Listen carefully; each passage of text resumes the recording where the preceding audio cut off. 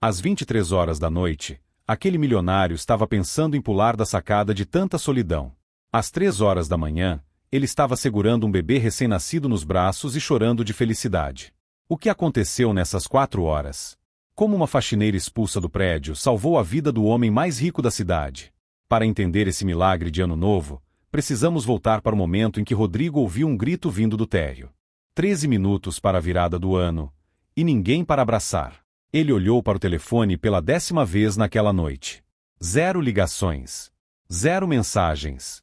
58 anos de idade, 17 milhões na conta bancária, e nenhum ser humano que se importasse se ele acordaria no dia 1º de janeiro. Mas o que Rodrigo não sabia é que naquele exato momento, no térreo do prédio dele, uma mulher grávida de 9 meses estava sendo expulsa do seu trabalho de faxineira, e que o encontro entre eles nos próximos 12 minutos mudaria o destino dos dois para sempre. Nossas histórias têm viajado longe. De onde você está assistindo hoje? Compartilhe com a gente nos comentários. Queremos saber se essa mensagem de esperança chegou até você. Rodrigo Tavares encheu a taça de champanhe pela 3ª vez e tomou tudo de um gole só. O líquido gelado desceu queimando, mas a sensação era melhor do que o vazio que ele sentia no peito. Lá embaixo, a cidade de São Paulo explodia em luzes. Fogos de artifício já começavam a riscar o céu mesmo antes da meia-noite. Famílias inteiras se abraçavam nas varandas dos prédios vizinhos. Ele conseguia ouvir as risadas, os gritos de Feliz Ano Novo ensaiados, o barulho das taças batendo em brindes. E ali estava ele. Sozinho. Não tinha sido sempre assim. Houve um tempo em que Rodrigo Tavares era casado. Um tempo em que sua casa estava cheia de vozes, de bagunça, de vida. Seu filho Marcelo costumava subir no seu colo toda véspera de Ano Novo e pedir para estourar a champanhe junto com o pai. Sua esposa Helena preparava a ceia completa, com farofa, tender, arroz à grega, e aquela sobremesa de abacaxi que só ela sabia fazer. Mas isso foi há 15 anos. Rodrigo fechou os olhos e ainda conseguia ouvir a voz de Helena naquela noite maldita. Você ama mais o seu dinheiro do que ama a gente, Rodrigo. Você escolheu. Agora vive com essa escolha. Ela tinha razão. Ele tinha escolhido. Escolheu fechar mais um negócio em vez de ir à formatura do filho. Escolheu viajar para o Japão em vez de estar no aniversário de 50 anos da esposa. Escolheu responder e-mails de madrugada em vez de dormir abraçado com a mulher que o amava. E quando finalmente acordou, eles já tinham ido embora. O divórcio foi rápido. Marcelo, que na época tinha 17 anos, escolheu morar com a mãe. Você nunca esteve presente, pai. Por que eu ia querer ficar com você agora? Foram as últimas palavras que o filho disse antes de sair batendo a porta. Rodrigo tentou se aproximar depois. Mandou presentes caros. Ligou dezenas de vezes. Mas Marcelo sempre tinha uma desculpa. Estava ocupado. Tinha prova. Tinha compromisso. Até que um dia simplesmente mudou o número e bloqueou o pai de todas as redes sociais. Helena refez a vida. Casou-se de novo com um professor de literatura chamado Antônio. Um homem simples que ganhava R$ 3.000 por mês, mas que estava presente em cada jantar, em cada filme no sofá, em cada dor de cabeça. O homem que Rodrigo nunca conseguiu ser. E Marcelo? Marcelo cresceu, formou-se em medicina, e Rodrigo só ficou sabendo porque viu a foto da formatura no Instagram de um primo distante. Ele chorou sozinho naquela noite. Chorou pela primeira vez em 20 anos. Agora, aos 58 anos, dono de 4 empresas, 3 apartamentos e uma fortuna que ele nem sabia mais quanto era exatamente, Rodrigo Tavares estava completamente sozinho. Os amigos. Todos tinham família. Todos tinham onde estar na virada. Alguns até o convidaram por pena, mas Rodrigo conhecia aquele olhar. Aquele coitado do Rodrigo, vamos chamar ele porque senão ele passa a virada sozinho. Ele preferiu recusar. Preferiu a solidão escolhida à piedade alheia.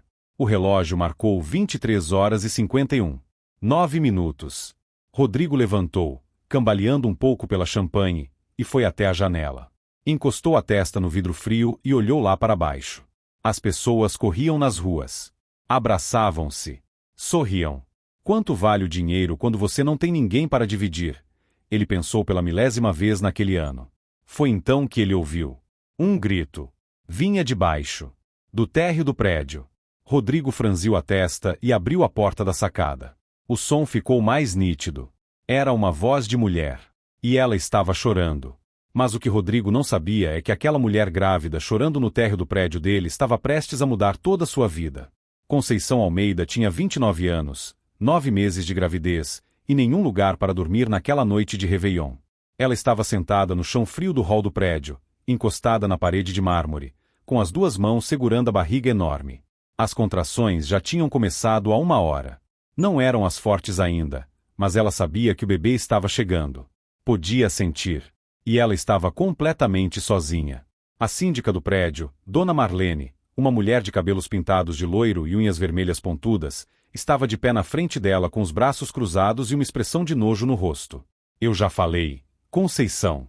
Você não vai passar a virada aqui dentro. Esse não é abrigo de mendigo.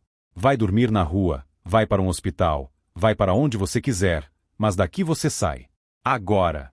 Conceição tentou se levantar, mas a dor nas costas era insuportável. A barriga pesava como se ela estivesse carregando o mundo inteiro dentro dela. Dona Marlene, por favor, ela implorou, com a voz embargada. Eu não tenho para onde ir. Minha irmã me expulsou de casa hoje de manhã. Eu só preciso de um cantinho, só até passar a virada. Eu juro que amanhã cedo eu. Não me interessa. Marlene cortou, levantando a voz. Você devia ter pensado nisso antes de arrumar essa barriga sem ter marido, sem ter casa, sem ter nada. Agora aguenta as consequências. As palavras caíram como pedras no peito de Conceição. Ela abaixou a cabeça e as lágrimas começaram a cair grossas, molhando o uniforme azul de faxineira que ela ainda vestia. O uniforme que, até 3 horas atrás, era o símbolo do único emprego que ela tinha. Conceição tinha trabalhado como faxineira naquele prédio de luxo por 4 anos. Acordava às 5 da manhã todos os dias, pegava 2 ônibus e chegava às 7 para limpar os corredores, lavar as escadas, polir os espelhos. Ganhava R$ 1.400 por mês. Era pouco, mas era o suficiente para dividir o aluguel de um quartinho com a irmã mais velha, Joana. Até que Conceição engravidou. O pai do bebê, Maicon, era segurança de um supermercado. Eles namoravam havia 1 ano quando Conceição descobriu que estava grávida. Ela lembra da alegria que sentiu. Lembra de ter comprado um sapatinho branco de bebê na loja de R$ 1 e ter colocado dentro de uma caixinha para dar de surpresa para ele. Mas Maicon não ficou feliz. Você engravidou de propósito para me prender, né? Ele disse, com os olhos cheios de raiva. Eu falei que não queria filho agora, Conceição. Eu falei. Ela tentou explicar que tinha sido acidente, que ela também não estava planejando, mas Maicon não quis ouvir. Ele sumiu. Bloqueou ela no WhatsApp. Pediu transferência para outro supermercado em outra cidade. Desapareceu como fumaça. Conceição chorou durante uma semana inteira. Mas depois secou as lágrimas, colocou a mão na barriga que começava a crescer e fez uma promessa. Eu vou cuidar de você sozinha. Eu não preciso dele. Eu vou ser pai e mãe. Só que a vida não facilitou. No 6º mês de gravidez, Conceição começou a ter complicações. Pressão alta. Inchaço nas pernas. O médico mandou ela fazer repouso absoluto. Mas como fazer repouso quando você precisa trabalhar para comer? Ela aguentou o quanto pôde. Limpava o prédio com a barriga enorme, subindo e descendo escadas, carregando baldes de água. Até que um dia, no 8º mês, ela desmaiou no meio do corredor do 10º andar. Dona Marlene a encontrou caída no chão, pálida, com um balde de água derramado ao lado. E em vez de ajudar, em vez de chamar uma ambulância, Marlene esperou Conceição acordar e disse: Você está demitida. Não posso ter uma funcionária que desmaia no serviço. Os moradores vão reclamar. Pega suas coisas e vai embora. Sem aviso prévio. Sem nada. Conceição implorou. Chorou. Disse que precisava do emprego, que o bebê ia nascer em 1 mês, que ela não tinha ninguém. Mas Marlene foi irredutível. Chamou o porteiro e mandou escoltar Conceição para fora do prédio. Aquilo foi há 1 mês. Desde então, Conceição tinha sobrevivido dos R$ 400 que tinha guardado e da ajuda da irmã Joana. Mas hoje de manhã, véspera de Ano Novo, Joana chegou em casa bêbada às 6 da manhã com um homem desconhecido. Conceição, você vai ter que sair. O Rogério vai morar aqui agora. Não tem espaço para você, Joana disse, sem olhar nos olhos da irmã. Joana, eu estou grávida de 9 meses. Conceição gritou, incrédula. Você vai me botar na rua grávida? Você tinha que ter pensado nisso antes. Eu não sou mãe do seu filho. Pega suas coisas e vai embora. E foi assim que Conceição se viu na rua, com uma mochila velha nas costas, sem dinheiro, sem comida e com contrações começando. Ela caminhou pela cidade inteira. Tentou abrigos, mas todos estavam lotados. Tentou ligar para antigas colegas de trabalho, mas ninguém atendeu. Era véspera de Ano Novo. Todo mundo estava ocupado com suas próprias famílias. Então ela voltou para o único lugar que conhecia, o prédio onde trabalhou por 4 anos. Pensou que talvez, só talvez, Dona Marlene tivesse pena dela. Que deixasse ela passar a noite ali no hall, quentinha, protegida. Mas Dona Marlene não teve pena. E agora, faltando 8 minutos para meia-noite, Conceição estava sentada no chão frio, sentindo as contrações ficarem mais fortes, sabendo que seu bebê ia nascer em breve. E ela não tinha absolutamente ninguém no mundo. Mas lá em cima, no 13º andar, um homem acabava de ouvir o choro dela. E o destino estava prestes a colocar os dois no mesmo caminho. Rodrigo desceu as escadas correndo. Ele podia ter usado o elevador, mas alguma coisa dentro dele disse para descer pelos degraus. Como se cada passo fosse uma decisão. Como se a cada andar ele pudesse voltar atrás, subir de novo, ignorar aquele choro, e continuar sua vida de milionário solitário. Mas ele não voltou. Rodrigo não sabia explicar o que o estava puxando para baixo. Talvez fosse a champanhe. Talvez fosse a solidão. Ou talvez, só talvez, fosse a voz da ex-esposa Helena ecoando na cabeça dele. Um dia você vai perceber que ser humano é mais importante que ser rico. Quando chegou no térreo, ofegante, ele viu uma mulher jovem, morena, com o cabelo preso e um coque bagunçado, estava sentada no chão. Ela usava um uniforme azul de faxineira e segurava a barriga enorme com as 2 mãos. O rosto dela estava vermelho, molhado de lágrimas e suor. E na frente dela, de pé, estava Dona Marlene, a síndica, com aquela expressão de desdém que Rodrigo conhecia tão bem. Dona Marlene, o que está acontecendo aqui? Rodrigo perguntou, ainda tentando recuperar o fôlego. Marlene se virou, surpresa. Ela imediatamente mudou a expressão. O nojo virou um sorriso forçado. Ah, doutor Rodrigo. Feliz Ano Novo. Ela disse, toda melosa. Não é nada não. Só uma ex-funcionária que está fazendo drama. Já estou resolvendo. O senhor pode subir. Não precisa se preocupar com isso. Rodrigo olhou para a mulher no chão. Ela tinha levantado a cabeça e olhava com aqueles olhos castanhos cheios de dor e desespero. E de repente, Rodrigo viu outra coisa naqueles olhos. Ele viu a si mesmo. Viu a solidão. O abandono. A sensação de estar completamente sozinho no mundo enquanto todo mundo ao redor comemorava. Ela está grávida, Rodrigo disse, mais para si mesmo do que para Marlene. E daí? Marlene deu de ombros. Isso não é problema meu. Ela não trabalha mais aqui. Não pode ficar no prédio. As regras são claras. As regras, Rodrigo repetiu, sentindo um gosto amargo na boca. Quantas vezes ele mesmo tinha dito essa frase? As regras são claras. Quantas vezes ele tinha escolhido as regras, os contratos, os negócios, em vez das pessoas? Rodrigo se agachou na frente de Conceição. Como você se chama? Ele perguntou, com a voz mais suave do que ele imaginava que conseguia fazer. Conceição o olhou assustada. Ela conhecia aquele homem. Morava no 1301. Sempre entrava e saía do elevador sem olhar para ninguém, mexendo no celular, com aquela cara fechada de quem carrega o peso do mundo nos ombros. Conceição, ela respondeu, com a voz fraca. Eu trabalhava aqui. Fazia a faxina do prédio por 4 anos. Eu só preciso de um lugar para passar a noite, senhor. Só até amanhã cedo, eu juro. O bebê está vindo e eu não tenho para onde. Outra contração cortou as palavras dela. Conceição gemeu de dor e se curvou, apertando a barriga com força. Rodrigo sentiu alguma coisa apertar no seu peito. Uma sensação que ele não sentia há muito tempo. Compaixão. Ele se levantou e olhou para Marlene. Ela vai subir comigo, ele disse, firme. Marlene arregalou os olhos. O quê? Doutor Rodrigo, o senhor não pode estar falando sério. Ela é uma completa estranha. Uma faxineira. O senhor vai deixar ela entrar no seu apartamento? Sim, Rodrigo respondeu, sem desviar o olhar. Eu vou. E se você tem algum problema com isso, Marlene, eu sugiro que você guarde para si mesma. Porque da última vez que chequei, eu sou dono de 2 apartamentos nesse prédio, e pago as taxas de condomínio mais altas aqui. Então se eu quiser levar a presidente da República para o meu apartamento, eu levo. Entendeu? Marlene ficou branca. Ela abriu e fechou a boca como um peixe fora d'água, mas não conseguiu falar nada. Rodrigo se virou para Conceição e estendeu a mão. Vem.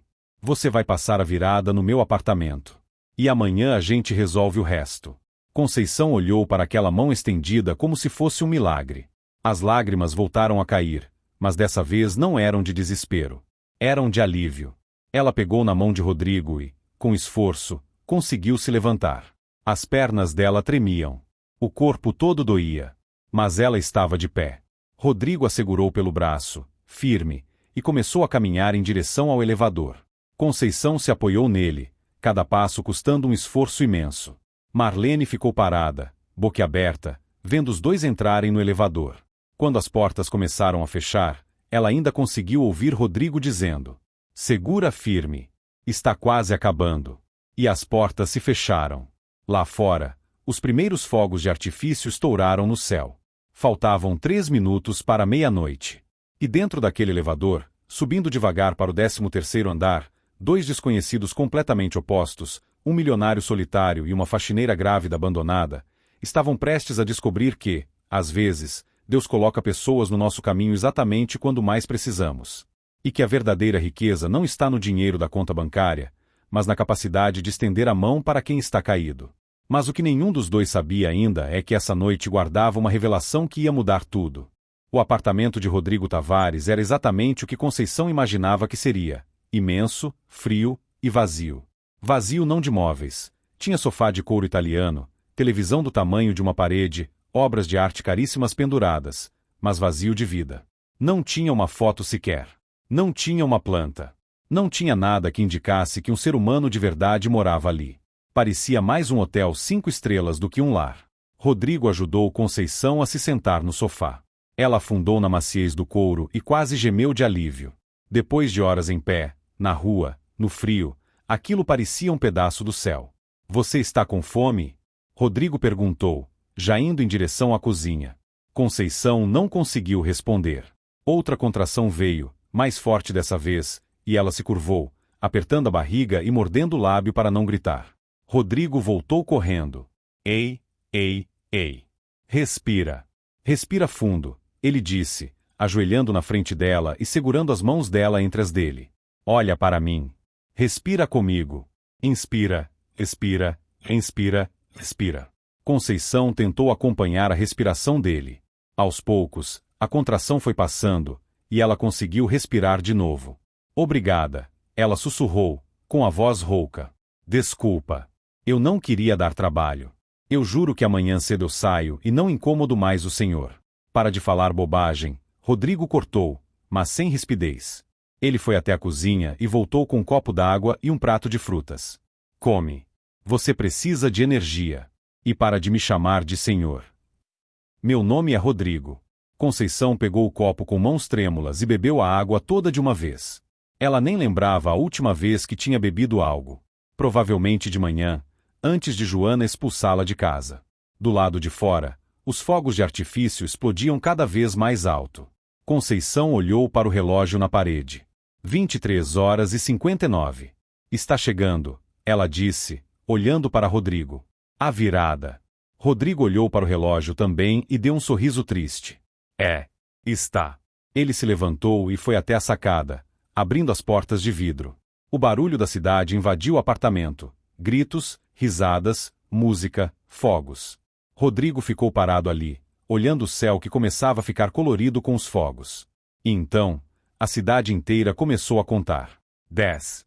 Conceição se levantou devagar do sofá, segurando a barriga, e foi até a sacada também. Ficou ao lado de Rodrigo. 9. Ela olhou para ele. Rodrigo estava com os olhos marejados. 8. Você está bem? Ela perguntou. 7. Rodrigo soltou uma risada sem humor. Você está grávida, em trabalho de parto, sem casa, sem família, e está me perguntando se eu estou bem? 6. Conceição deu um sorriso pequeno. Eu ainda tenho meu bebê, ela disse, colocando a mão na barriga. Eu não estou sozinha. 5. Rodrigo olhou para ela. Realmente olhou.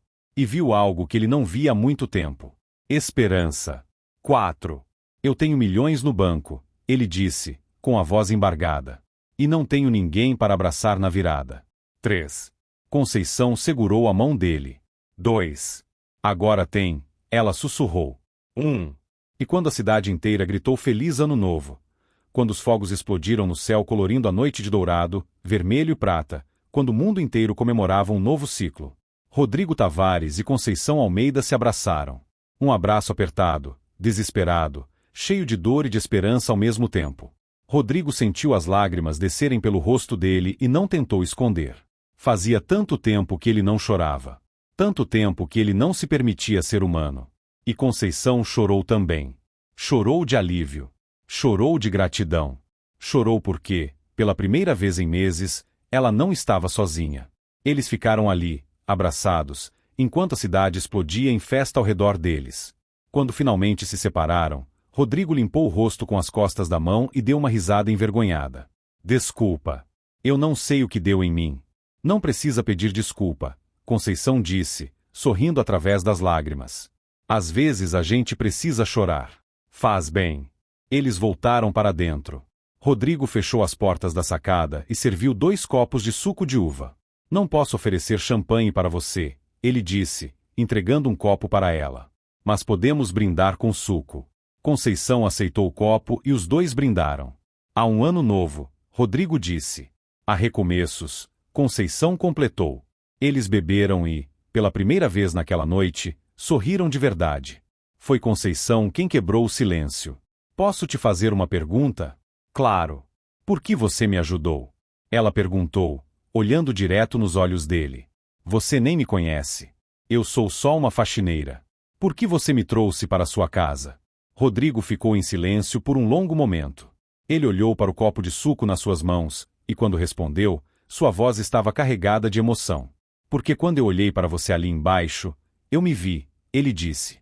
Eu vi um ser humano completamente sozinho, desesperado, sem ninguém. E eu pensei, se eu não ajudar ela agora, se eu simplesmente virar as costas e voltar para o meu apartamento, que tipo de pessoa eu sou? Ele levantou os olhos e olhou para Conceição.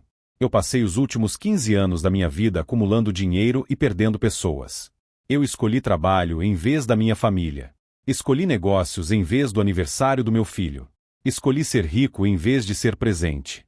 E sabe onde isso me levou? Conceição balançou a cabeça. Me levou a passar a virada de ano completamente sozinho, em um apartamento de milhões, sem ninguém para me dar um abraço. Ele continuou, e a voz dele falhou. Meu filho não fala comigo há 10 anos. Minha ex-esposa refez a vida.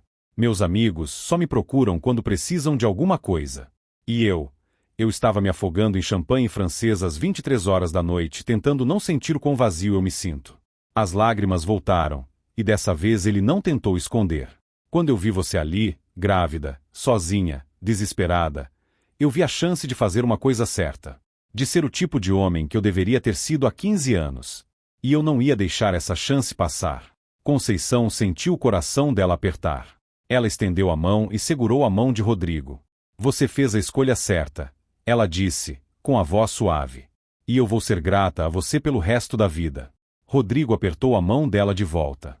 E foi naquele momento, naquela conexão simples entre 2 estranhos que a vida tinha colocado no mesmo caminho, que algo começou a mudar. Rodrigo sentiu uma pontinha de algo que ele não sentia há muito tempo. Propósito. Mas o que eles ainda não sabiam é que a noite estava longe de acabar. E que o bebê de Conceição tinha outros planos. Foram 2 horas da manhã quando a contração mais forte veio. Conceição estava deitada no quarto de hóspedes que Rodrigo tinha preparado para ela. Uma cama king size com lençóis de algodão egípcio que ela nunca imaginou que conseguisse sentir na pele, quando a dor a atingiu como um raio. Ela gritou. Rodrigo, que estava na sala mexendo no notebook tentando se distrair, largou tudo e correu. Conceição. Ele abriu a porta do quarto e a encontrou de 4 na cama, gemendo de dor e segurando a barriga. O que foi? O que está acontecendo? O bebê, ela conseguiu falar entre respirações ofegantes. O bebê está vindo. Agora. O rosto de Rodrigo ficou branco. O quê? Agora. Tipo agora. Agora. Ela gritou, e então sentiu. O líquido quente descendo pelas pernas dela. A bolsa tinha estourado. Rodrigo, eu preciso ir para o hospital. Eu preciso ir agora. Rodrigo entrou em pânico. Ele correu pela casa pegando as chaves do carro, a carteira, o celular, tropeçando nos próprios pés. Suas mãos tremiam tanto que ele derrubou as chaves 3 vezes antes de conseguir segurá-las direito. Tá bom, calma, a gente vai, eu vou te levar, ele dizia, mais para acalmar a si mesmo do que a ela.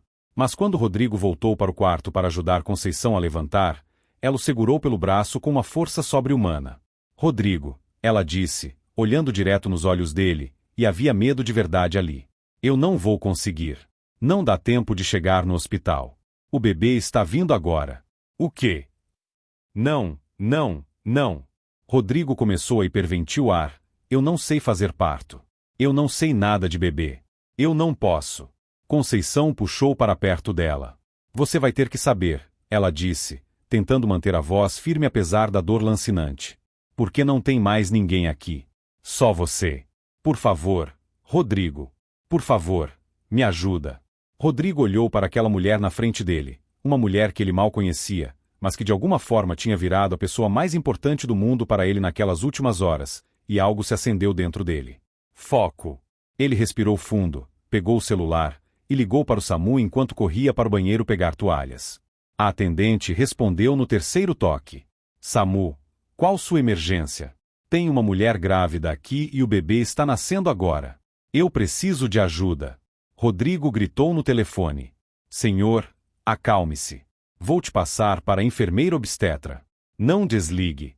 Os próximos 20 minutos foram os mais intensos da vida de Rodrigo Tavares. Com a enfermeira dando instruções pelo viva-voz do celular, Rodrigo ajudou Conceição a deitar na cama, posicionou as toalhas, segurou a mão dela enquanto ela gritava de dor a cada contração. Empurra. Conceição.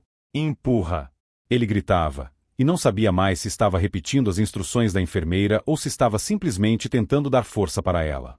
Conceição empurrava com tudo que tinha. O suor escorria pelo rosto dela. Os cabelos grudados na testa. As unhas dela cravadas na mão de Rodrigo com tanta força que estava sangrando. E então, às 2h43 da madrugada do dia 1º de janeiro, com o último grito de esforço de Conceição e com Rodrigo segurando o bebê com mãos trêmulas. Um choro ecoou pelo apartamento. Um choro agudo, forte, cheio de vida. É um menino. Rodrigo gritou, olhando para aquela criaturinha minúscula coberta de vernix que ele segurava nas mãos. Conceição, é um menino. Conceição caiu para trás na cama, exausta, mas sorrindo. Sorrindo como ela não sorria há meses. Um menino. Ela repetiu, com a voz fraca mas feliz. Eu tenho um filho. Rodrigo, seguindo as instruções da enfermeira no telefone, limpou o bebê com as toalhas, cortou o cordão umbilical com uma tesoura esterilizada na água fervente e cuidadosamente colocou o menino nos braços da mãe. Conceição olhou para aquele rostinho vermelho, enrugado, perfeito, e as lágrimas caíram. Oi, meu amor, ela sussurrou, beijando a testinha do filho. Oi, meu príncipe. A mamãe está aqui. A mamãe está aqui. Rodrigo ficou de pé ao lado da cama, olhando para aquela cena, e sentiu algo que ele não sentia há tanto tempo que nem lembrava mais como era. Alegria pura. Ele tinha ajudado a trazer uma vida ao mundo. Ele, que tinha passado os últimos 15 anos preocupado apenas em ganhar dinheiro, acumular coisas, fechar negócios, tinha acabado de fazer a coisa mais importante que um ser humano pode fazer. Tinha salvado 2 vidas. A ambulância chegou 15 minutos depois. Os paramédicos subiram, checaram Conceição e o bebê, e confirmaram que os 2 estavam bem. O senhor fez um excelente trabalho, o paramédico disse para Rodrigo, batendo no ombro dele. Esse bebê só está vivo porque o senhor agiu rápido. Parabéns. Rodrigo apenas acenou, emocionado demais para falar. Conceição e o bebê foram levados para o hospital para os exames de rotina. Rodrigo foi junto na ambulância, segurando a mão de Conceição o tempo todo. No hospital, depois que Conceição e o bebê foram limpos, examinados e colocados em um quarto, Rodrigo ficou sentado na cadeira ao lado da cama, olhando os 2 dormirem. Foi então que a enfermeira entrou com uma prancheta. Senhor, precisamos dos dados da mãe para a certidão de nascimento. O senhor é o pai? Não, Rodrigo respondeu rapidamente. Não, eu sou um amigo. Só um amigo. A enfermeira ergueu uma sobrancelha mas não comentou nada. Ela acordou Conceição gentilmente. Querida, preciso de alguns dados seus. Seu nome completo? Conceição, ainda meio sonolenta, respondeu: Conceição Almeida Tavares. Rodrigo franziu a testa. Tavares? Ele repetiu. Seu sobrenome é Tavares. Conceição abriu os olhos completamente e olhou para ele. É, ela disse. Por parte de pai. Quem é seu pai? Rodrigo perguntou, e algo no estômago dele se apertou. Conceição hesitou. Ela nunca gostava de falar sobre o pai. Mas depois de tudo que Rodrigo tinha feito por ela, ele merecia saber. Antônio Tavares, ela respondeu. Mas eu nunca conheci ele. Ele largou minha mãe quando ela estava grávida de mim. Eu só tenho sobrenome por causa da certidão de nascimento. Rodrigo ficou completamente imóvel. Antônio Tavares.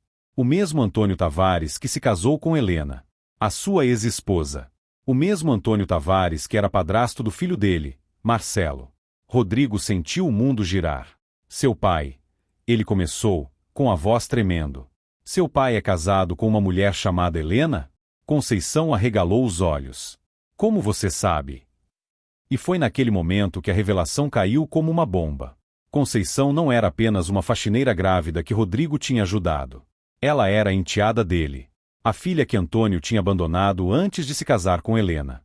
E o bebê que Rodrigo tinha acabado de ajudar a trazer ao mundo. Era seu neto postiço. O silêncio no quarto era ensurdecedor enquanto os dois processavam a informação. E ambos souberam, naquele exato instante, que suas vidas tinham se entrelaçado por uma razão muito maior do que qualquer um deles poderia imaginar. Rodrigo passou a mão pelo rosto, tentando processar o que acabará de descobrir. Seus pensamentos corriam tão rápido que mal conseguia acompanhar. Espera, espera, ele disse, levantando e começando a andar de um lado para o outro no quarto do hospital. Você está me dizendo que Antônio Tavares, o homem que se casou com minha ex-esposa, que é padrasto do meu filho, é o seu pai biológico? Conceição assentiu devagar, ainda em choque também. Eu descobri isso há uns 3 anos, ela explicou, ajeitando o bebê nos braços. Minha mãe sempre foi muito fechada sobre o meu pai. Ela só dizia que ele tinha ido embora antes de eu nascer. Mas quando ela morreu de câncer, eu estava arrumando as coisas dela e achei uma carta. Uma carta que ele escreveu para ela quando descobriu que ela estava grávida. A voz de Conceição tremeu. Na carta, ele dizia que não estava pronto para ser pai. Que era muito novo. Que tinha a vida toda pela frente.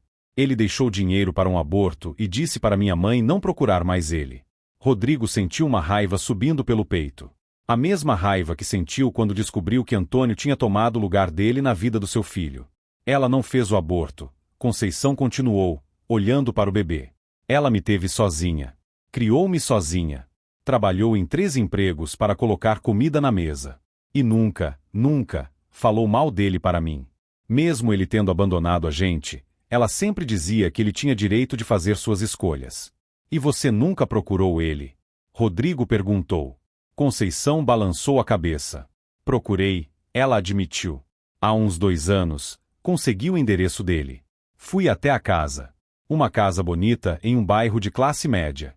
Eu ia bater na porta, mas aí eu vi pela janela. Ele estava na sala, rindo com uma mulher loira e um menino que devia ter uns 20 e poucos anos. Eles estavam vendo TV juntos, comendo pipoca, tão felizes. Ela soltou um sorriso triste. E eu percebi que ele tinha a família dele. A vida dele. E eu não fazia parte dela.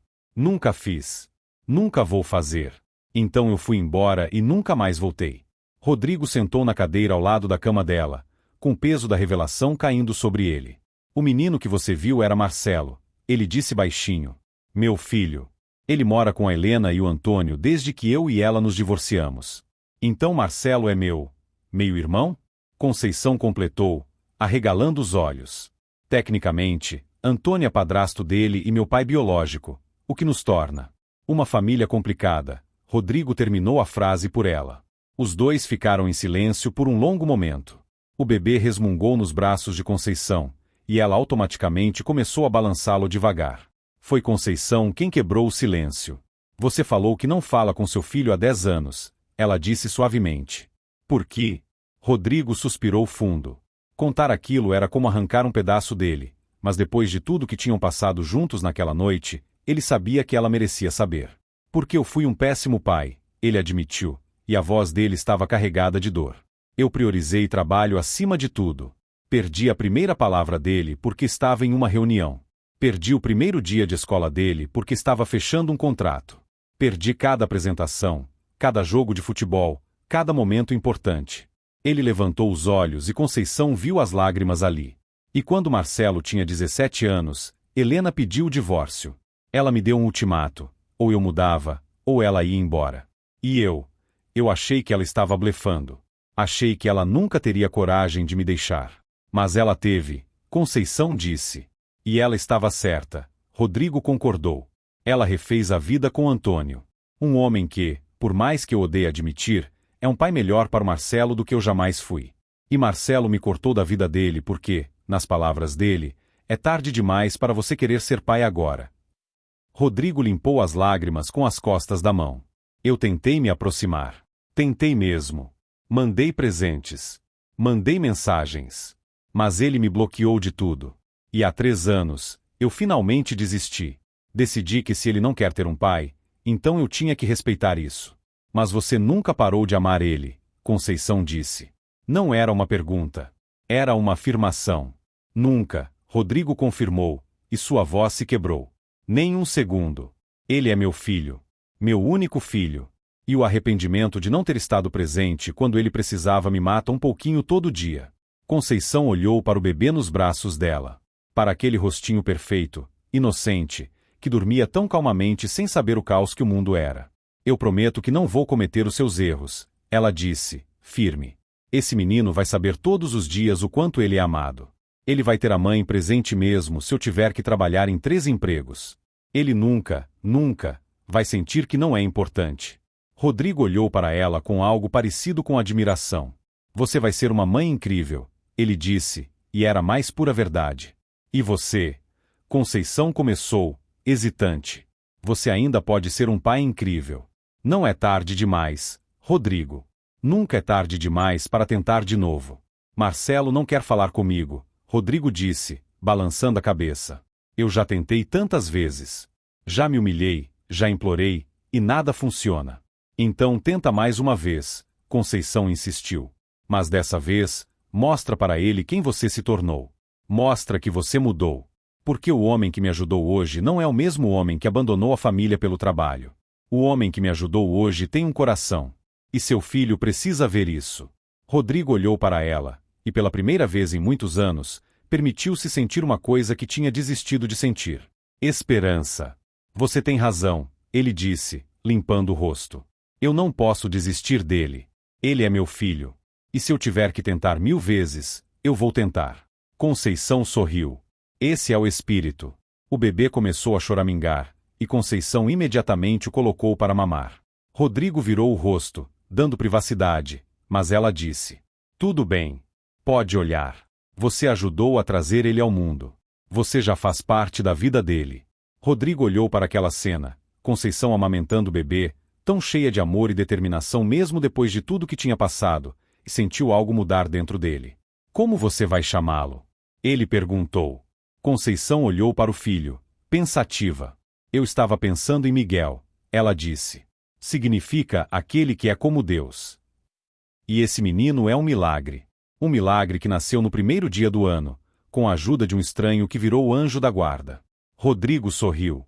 Miguel. Ele repetiu. É um nome forte. Bonito. Miguel Almeida Tavares, Conceição completou. E então olhou para Rodrigo. Mas eu quero colocar um segundo nome também. Um nome para homenagear o homem que salvou a vida dele. Rodrigo arregalou os olhos. Você não precisa. Eu quero. Conceição cortou. Se não fosse você, Rodrigo, eu teria tido esse bebê na rua. Sozinha. No frio. Possivelmente morríamos os dois. Mas você me acolheu. Você me ajudou. Você trouxe meu filho ao mundo. Então sim, eu quero homenagear você. Ela respirou fundo. Miguel Rodrigo Almeida Tavares. Esse é o nome do meu filho. Rodrigo sentiu as lágrimas rolarem livres pelo rosto. Ele não tentou esconder. Obrigado. Ele sussurrou. Muito obrigado. E ali, naquele quarto de hospital às 4 da manhã do primeiro dia do ano, 2 pessoas que eram completas estranhas 12 horas atrás se tornaram família. Não uma família de sangue, embora tecnicamente houvesse uma conexão através de Antônio e Marcelo. mas uma família escolhida. Uma família forjada no fogo da adversidade e do amor incondicional. Mas a história ainda não tinha terminado. Porque lá fora, Marcelo estava prestes a descobrir sobre Conceição. E Antônio estava prestes a encarar o passado que ele tinha enterrado há tanto tempo. 3 dias depois, Rodrigo estava no seu escritório em casa quando o celular tocou. Era um número desconhecido, mas algo fez ele atender. Alô? Pai? Rodrigo quase deixou o telefone cair. Aquela voz que ele não ouvia há tanto tempo que já tinha quase esquecido o som. Marcelo? Ele sussurrou, sem acreditar. Marcelo, é você? Sou eu, o filho confirmou, e havia algo diferente na voz dele. Algo menos raivoso. Eu preciso conversar com você. Pessoalmente. Você pode? Sim. Rodrigo respondeu rápido demais, quase desesperado. Sim, claro. Quando? Onde? Hoje à tarde. 4 horas. Naquela cafeteria perto do seu prédio. Você lembra? Como se Rodrigo pudesse esquecer. Era o lugar onde ele costumava levar Marcelo quando era criança para tomar chocolate quente depois da escola. Nos poucos dias em que ele conseguia sair mais cedo do trabalho. Eu lembro, Rodrigo disse, tentando controlar a emoção na voz. Eu vou estar lá. Tá bom. Até mais tarde. E Marcelo desligou. Rodrigo ficou parado, segurando o telefone, sem acreditar no que tinha acabado de acontecer. Depois de 10 anos de silêncio, Marcelo tinha ligado. Tinha chamado ele de pai. Queria conversar. Ele imediatamente ligou para Conceição, que ainda estava na casa dele. Depois que saiu do hospital, Rodrigo tinha insistido para ela ficar no apartamento até conseguir se restabelecer.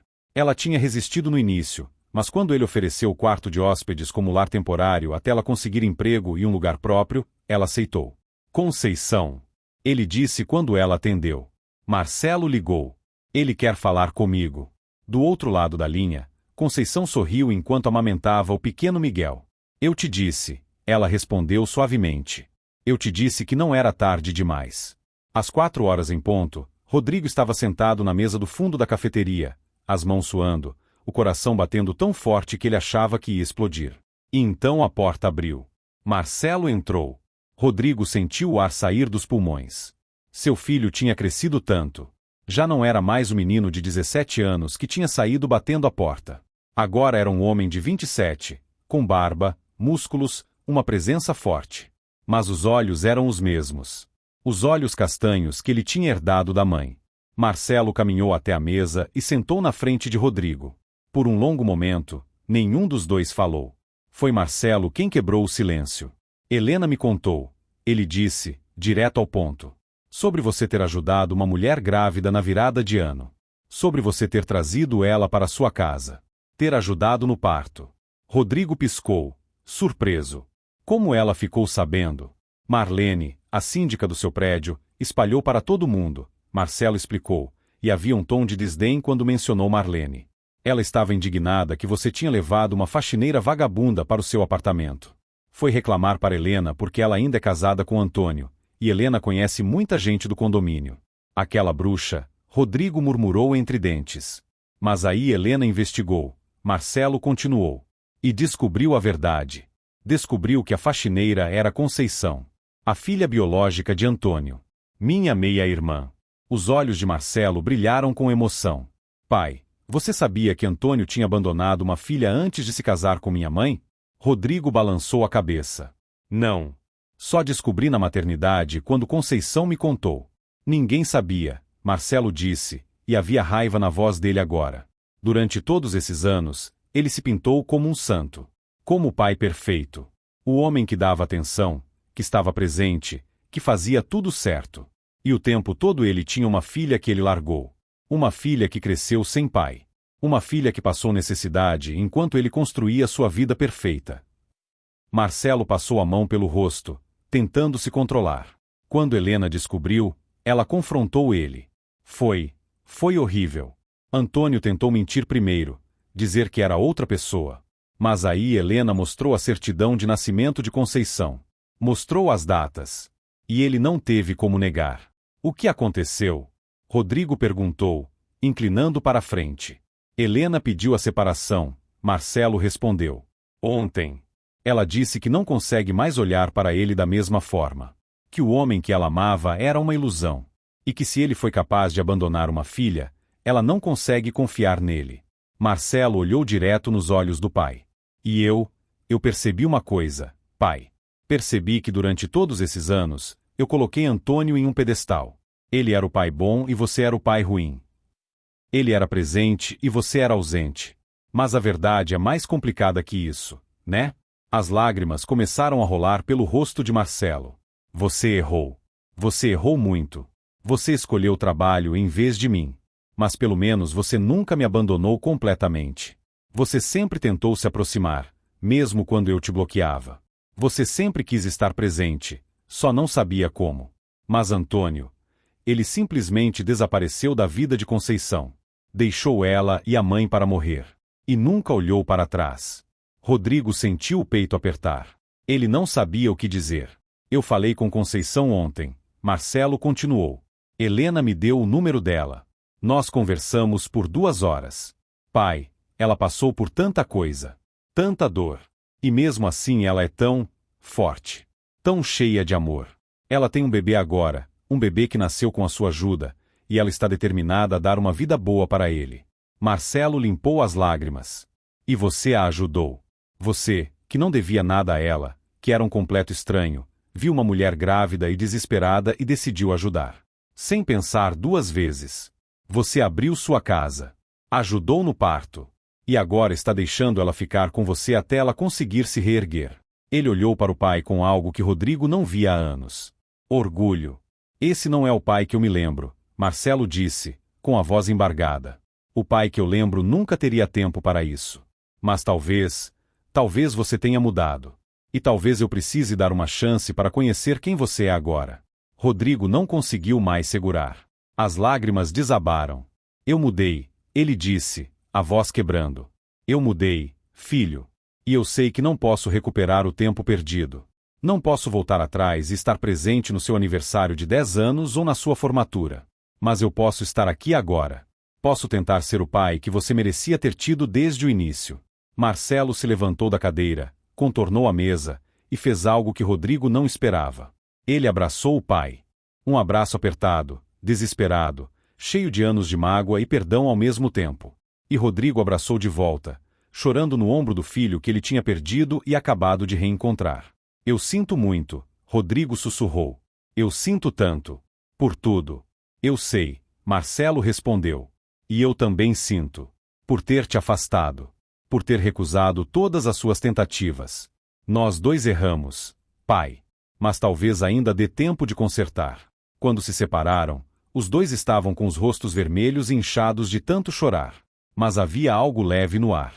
Algo que não existia antes. Esperança. Uma semana depois, Marlene, a síndica, foi removida do cargo. Os moradores do prédio tinham se reunido e votado pela destituição dela depois que a história de Conceição veio à tona. Descobriram que Marlene tinha demitido Conceição ilegalmente, sem aviso prévio, sem justa causa, deixando uma mulher grávida de 8 meses desempregada. E quando Rodrigo contratou um advogado para processar tanto Marlene quanto o condomínio, a indenização que Conceição recebeu foi o suficiente para ela alugar um apartamento pequeno mas digno, comprar móveis para o quarto do Miguel, e ainda ter uma reserva financeira para os próximos meses enquanto procurava emprego. Mas Rodrigo não parou por aí. Ele usou seus contatos e conseguiu para Conceição um emprego em uma empresa de limpeza profissional, com salário justo, carteira assinada e horários flexíveis para ela conseguir cuidar do Miguel. E Antônio enfrentou as consequências do seu passado. Helena seguiu com a separação. Marcelo se recusou a falar com ele. E quando Conceição finalmente aceitou se encontrar com ele, não por ela, mas porque Helena implorou, o encontro durou apenas 15 minutos. Eu não preciso do seu arrependimento, Conceição tinha dito, segurando Miguel nos braços. Eu cresci sem você. Minha mãe me criou sozinha, e ela foi o melhor pai e a melhor mãe que eu podia ter pedido. Você escolheu não fazer parte da minha vida, e eu tô em paz com isso. Mas você vai saber que esse menino aqui, seu neto, vai crescer com todo o amor do mundo. Porque eu não vou cometer os seus erros. E ela tinha saído, deixando Antônio sozinho com o peso da vergonha e do arrependimento. 6 meses depois. Era uma tarde de domingo ensolarada quando Rodrigo, Marcelo e Conceição estavam sentados no parque, vendo pequeno Miguel engatinhar na grama. O bebê tinha crescido. Estava gordinho, saudável, sempre sorrindo. Seus olhinhos curiosos exploravam tudo ao redor, e cada vez que ele ria, era como se o mundo inteiro se iluminasse. Ele é igualzinho a você quando era bebê, Rodrigo disse para Conceição, sorrindo. Curioso de tudo. Conceição riu. Tomara que ele puxe o lado aventureiro da mãe e não o lado teimoso, ela brincou. Marcelo, que estava sentado ao lado deles, pegou Miguel no colo. O bebê imediatamente agarrou o dedo dele e começou a morder. Ai! Marcelo fingiu que doía, fazendo careta. Esse menino tem uma mordida forte. Miguel gargalhou, e todos riram junto. Rodrigo olhou para aquela cena e sentiu o peito inundar de gratidão. 6 meses atrás, ele estava sozinho em um apartamento vazio, passando a virada de ano sem ninguém, afogado em arrependimentos e champanhe. E agora? Agora ele tinha uma família. Não a família tradicional. Não a família de sangue. Mas uma família escolhida. Uma família que ele tinha ajudado a construir com suas próprias mãos quando decidiu estender a mão para uma mulher grávida e desesperada. Conceição tinha se tornado como uma filha para ele. Ela o visitava toda semana, sempre trazendo Miguel. Jantavam juntos. Conversavam sobre a vida. Ela pedia conselhos, e ele dava o melhor que podia. E Marcelo? Marcelo tinha voltado para a vida dele. Não do dia para a noite. Não magicamente. Mas aos poucos, passo a passo, reconstruindo uma ponte que tinha sido queimada há 10 anos. Eles jantavam juntos uma vez por semana.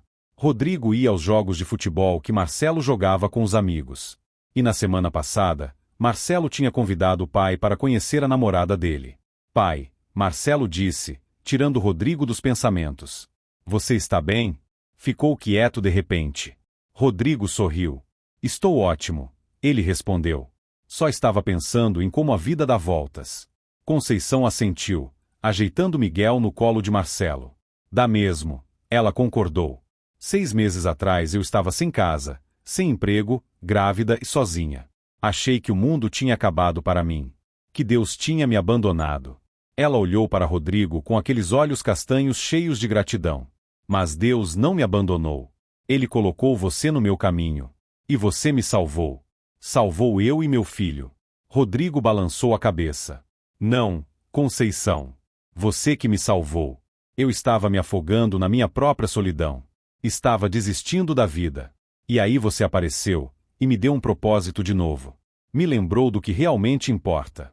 Os dois se salvaram, Marcelo disse, olhando para o pai e para Conceição. Vocês se encontraram no momento certo. Quando os dois mais precisavam. Conceição sorriu. Sabe o que minha mãe costumava dizer?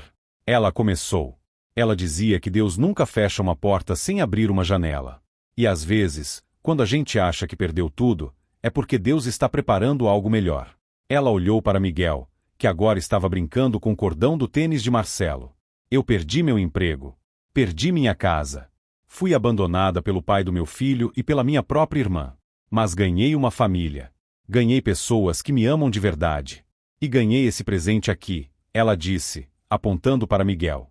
Rodrigo limpou uma lágrima que insistia em cair. Sua mãe era uma mulher sábia, ele disse. Era, Conceição concordou, saudosa. E eu carrego os ensinamentos dela comigo todos os dias. Ela me ensinou a ser forte, a não desistir, e a sempre, sempre, estender a mão para quem precisa. Ela olhou para Rodrigo. Assim como você fez comigo. O sol estava começando a se pôr, pintando o céu de laranja e rosa. Miguel começou a ficar sonolento no colo de Marcelo, os olhinhos piscando devagar. Acho que alguém precisa de uma soneca, Marcelo disse, balançando o bebê gentilmente. Conceição pegou Miguel de volta e o ninou nos braços. O bebê suspirou satisfeito e fechou os olhos. Obrigada, ela sussurrou, olhando para Rodrigo e Marcelo. Por tudo. Por terem me acolhido. Por fazerem parte da nossa vida. Nós que agradecemos, Rodrigo respondeu, com a voz embargada. Você trouxe luz de volta para nossas vidas. Marcelo colocou a mão no ombro do pai e apertou. Um gesto simples, mas que dizia tudo. Eu te perdoo. Eu te amo. Nós vamos ficar bem. E ali, naquele parque, sob o céu pintado de cores quentes, uma nova família celebrava não o fim de uma jornada, mas o começo de outra. Porque a vida é feita de recomeços. É feita de escolhas. De decisões que tomamos nos momentos mais difíceis. Rodrigo podia ter ignorado o choro de Conceição naquela noite. Podia ter subido de volta para seu apartamento vazio e continuado sua vida solitária. Mas ele escolheu estender a mão. E essa escolha mudou tudo. Mudou a vida de Conceição. Mudou a vida de Miguel. Mudou a relação dele com Marcelo. E mudou a vida dele mesmo. Porque no fim das contas, não é o dinheiro que nos define. Não são as posses. Não são os cargos ou os títulos. É o que fazemos pelos outros. É como tratamos as pessoas que estão caídas. É se escolhemos ser a luz na escuridão de alguém, ou se simplesmente passamos reto. E naquela noite de Réveillon, quando Rodrigo Tavares, um milionário que tinha tudo e nada ao mesmo tempo, encontrou Conceição Almeida, uma faxineira grávida que tinha perdido tudo, ambos encontraram algo muito mais valioso que dinheiro. Encontraram redenção. Encontraram propósito. E encontraram família. Querida pessoa que assistiu até o fim, essa história nos ensina que nunca, nunca, é tarde demais para recomeçar. Não importa quantos erros você cometeu. Não importa quantas portas se fecharam. Não importa o quanto você se sente sozinho ou perdido. Sempre, sempre, existe uma janela se abrindo. E às vezes, tudo que você precisa fazer é estender a mão. Estender a mão para quem está caído. Para quem está sofrendo. Para quem está desesperado. Porque quando você ajuda alguém, você não está apenas mudando a vida daquela pessoa. Você está mudando a sua própria vida. Rodrigo ajudou Conceição. Mas Conceição salvou Rodrigo. E os dois juntos reconstruíram o que estava quebrado. Então, se você está passando por um momento difícil hoje, lembre-se, Deus nunca fecha uma porta sem abrir uma janela. Continue acreditando. Continue lutando. Continue estendendo a mão. Porque a sua vitória está chegando. E quando ela chegar, vai ser ainda mais doce porque você não desistiu. Se essa história tocou seu coração, deixe um comentário contando de onde você está assistindo e qual parte mais te emocionou. E não esqueça de deixar aquele like para que essa mensagem de esperança chegue a mais pessoas. Até a próxima história. E lembre-se, você nunca está sozinho.